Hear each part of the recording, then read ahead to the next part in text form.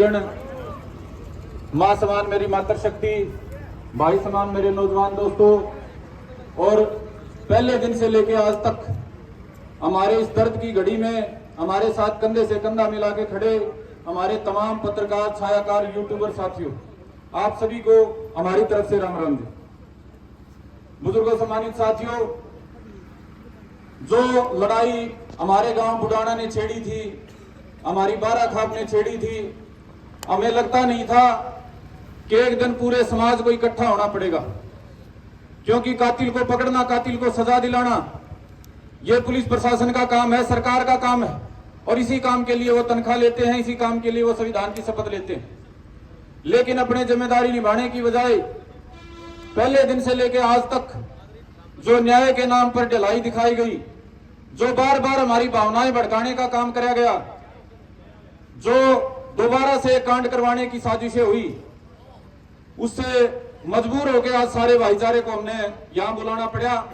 और मैं दिल से आभारी हूं, जो कमेटी इस आंदोलन को लड़ रही है वो बड़े दिल से आभारी है कि खाली फोन के बुलावे पे, फोनों के आमंत्रण पे आपने इतने बड़ी तादाद में पहुंच के इस लड़ाई को बहुत मजबूत कर दिया। बुजुर्गों, सम्मानित साथियों, जीवन सभी को एक बार मिला है। आज सूरज ढलेगा तो सबका एक दिन जीवन का कम हो जाएगा। ये एक दिन हम जो जीते हैं, अगर ये समाज के काम में लगे, भाईचारे के काम में लगे, इंसाफ के लिए लड़ाई में लगे और अत्याचार के खिलाफ लड़ाई में लगे, तो उसे एक दिन की कीमत वसूल हो जाती है। आप जितने साथी यहां मौजूद हो, बुढ़ाना गांव पे इससे बुरी घड़ी कभी आई नहीं थी। आप लोगों ने अपना एक दिन निकाला, आप लोगों ने गांव को, भाईचारे को, खाप को जो हौसला दिया, उसके लिए हम सदैव आपके आभारी रहेंगे। और रही संघर्ष की बात, तो आप वो लड़ाकी कौम हो जो धरती का सीना चीरने से लेके, देश की सीमा पे खड़ी होने से लेके, छोटे बड़े जब भी संघर्ष की नौबत आती है, गरीब, कमजोर, लाचार के लिए लड़ने की बात आती है, आप हरियाणा की वो कौम हो, आप पूरे हरियाणा के वो लड़ाके योद्धा हो जो हर लड़ाई में अगवानी होके समाज का नेतृत्व करते हो। तो आप लोगों ने जो संघर्ष की मिसालें कायम की हैं, आज उसी को आगे बढ़ाने के लिए आप लोग यहां पहुंचे, आप सभी का बहुत बहुत आभार। और ये जो संघर्ष है, ये जो आंदोलन है, किन परिस्थितियों में हमने लड़ना पड़ा, बड़े विस्तार से पहले वाले भाइयों ने आपको बताया होगा। मैं वो चर्चा दोबारा नहीं छेड़ूंगा, क्योंकि कमेटी एसपी से भी मिलकर आई है, आपस में भी चर्चा होली, फैसला सुनाने की घड़ी है। लेकिन एक बात मैं जरूर कहना चाहूंगा कि भाई हमारा मन नहीं कर रहा था लड़ने का। हत्या जैसे अपराध में हमारी इच्छा नहीं थी कि प्रशासन के सामने खड़े हो, सरकार के सामने खड़े हो, क्योंकि समाज के पास लड़ने के बहुत मुद्दे हैं। किसान के रूप में, मजदूर के रूप में, नौजवान के रूप में, बेरोजगार के रूप में हम नहीं चाहते थे हम ये लड़ाई लड़ें हत्या के लिए, इंसाफ की।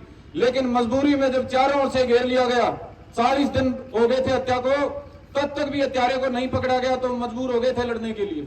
जब पूरे गांव का तमाशा यहाँ तालाब पे निकाला गया, एक हत्यारोपी जो पूरे गांव का माहौल बना रहा था, पूरे भाईचारे का माहौल बना रहा था, उसको सरेआम यह नुमाइश करी गई, तो मजबूर हो गए भाई हम लड़ने के लिए।